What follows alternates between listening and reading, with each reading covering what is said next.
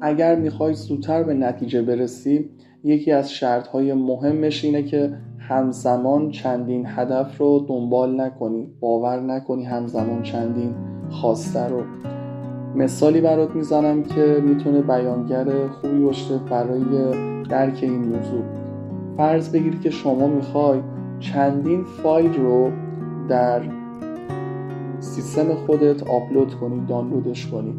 اگر بخوای تعداد فایل های زیادی رو انتخاب کنی، قطعاً سرعت دانلود شما پایین میاد و نتیجه‌ای هم که میگیری این خواهد بود که در زمان خیلی دیرتری فایل هات رو میتونی آپلود کنی.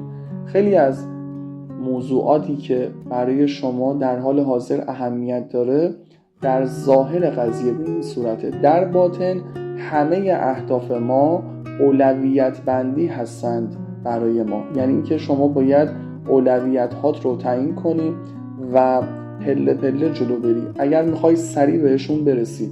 اگر بخوای همزمان چندین هدف رو برداری و شروع کنی به باور کردن، مطمئن باش ذهن شما این هدف ها رو در یک مسیر و یک زمان بسیار طولانی آپلود میکنه، چون این باورها مثل یک فایلی هستند که باید در ذهن ما برنامه‌اش نصب بشه و اگر تعدادش زیاد بشه میزان تمرکز شما پخش میشه و خیلی دیرتر به هدفت میرسی.